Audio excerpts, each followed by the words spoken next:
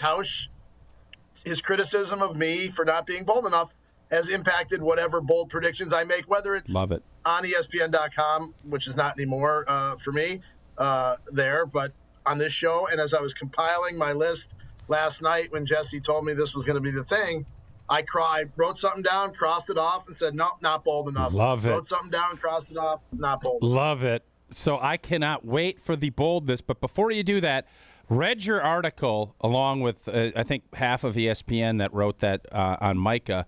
What was the thing that stood out to you the most? Because Packer fans are still thinking, I can't believe that this actually happened. What stood out to you to make this thing happen in your article?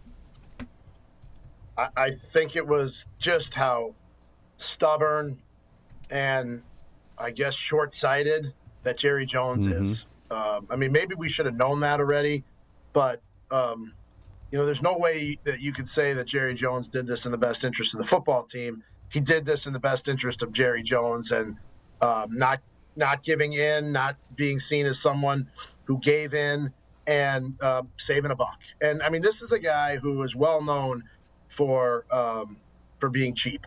And, we all know that there's a lot of people that we know that went from here to Dallas, and we've all talked to those people over the years.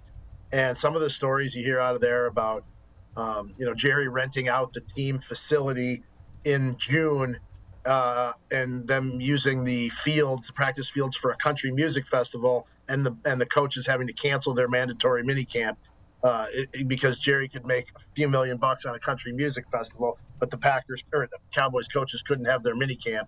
I mean, that's probably tells it all right there. Rob, do you think, because I think when it comes down to it, people look at a cheap squad and they think the Bengals. You think Dallas deserves to be in that same category? 100%. Wow. Absolutely, they should be. And I think they've gotten, maybe I don't want to say a pass, but I think that story is, maybe been underplayed because they're the big bad Dallas Cowboys. Ooh, that's bold. So I can't wait to hear, since that's bold. That is a bold statement. All right, Rob, the floor is yours. Okay, so I crossed off the list that Jeff Hafley will become a head coach because the defense will be so successful, because that's not bold enough. Yep. I crossed off that Romeo Doubs will be traded at the deadline because that's not bold enough. I crossed that off, would be pretty bold, Rob.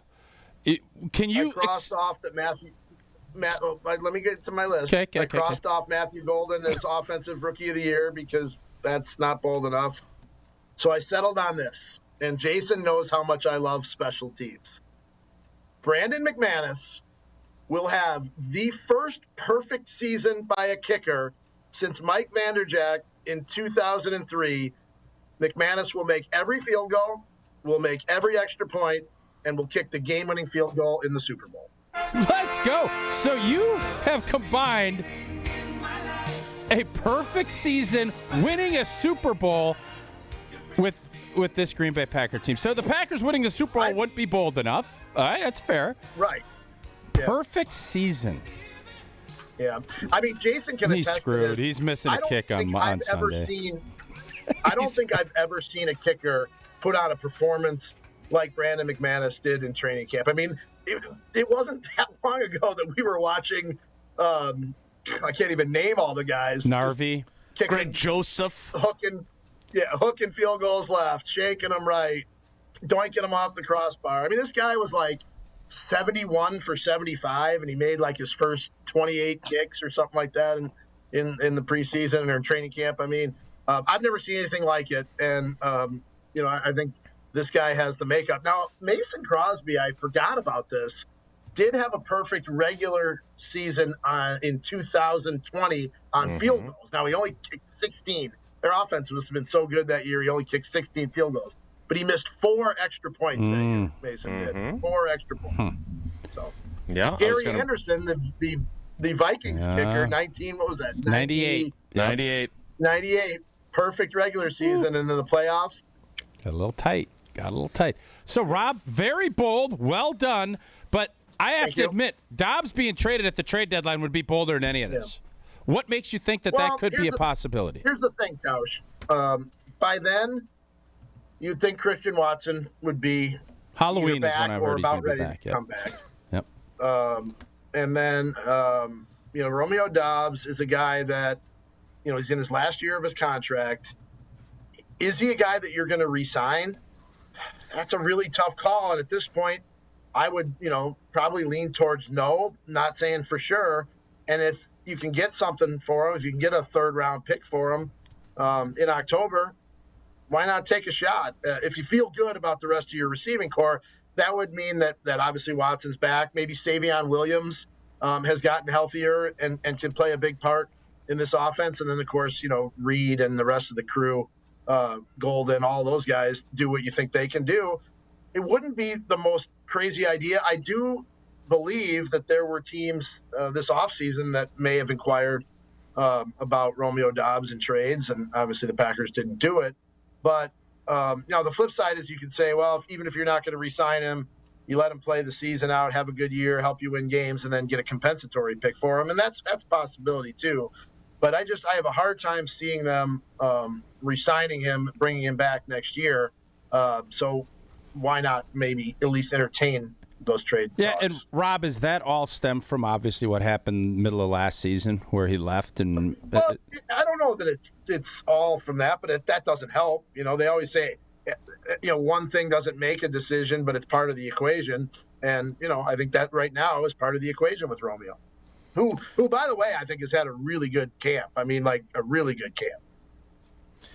All right, Rob, I can see you're in your sport coat. I assume you have some television work to do, so we need to let you go, but we appreciate you. Really great job by Bold Demovsky. That's right. Boldsky. That's Bold Demovsky there. It's almost as if ESPN should let him start doing that again.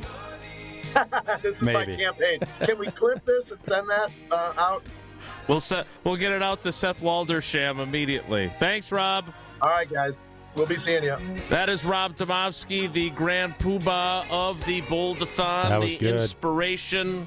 That's good. I don't like the fact that he had on his crossed off list the one that I was going to do today, but that's okay. I'm all right with that. I'll find another one. I do think that there's a better than just bold chance that they trade 87 at the deadline. I think you should stick with that because that is bold, and I think that if that happens, you win the Bold-a-thon. Unless, of course, Brandon McManus has a perfect season. He's missing a kick Sunday afternoon. I can as he was saying it, I'm like, he's screwed. It's over. Okay. Well, we will not. If that does happen, we of course will blame Rob. But he did have the two people he talked about both had phenomenal camps. Romeo Doubs had a great camp, and so did Brandon McManus. Well, he was so good that they let him ref.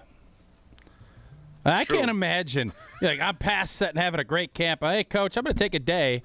Give me a beat and let me go ref. I tell you to kick rocks. Side judge? What are you? I'd be an umpire. Umpire for sure.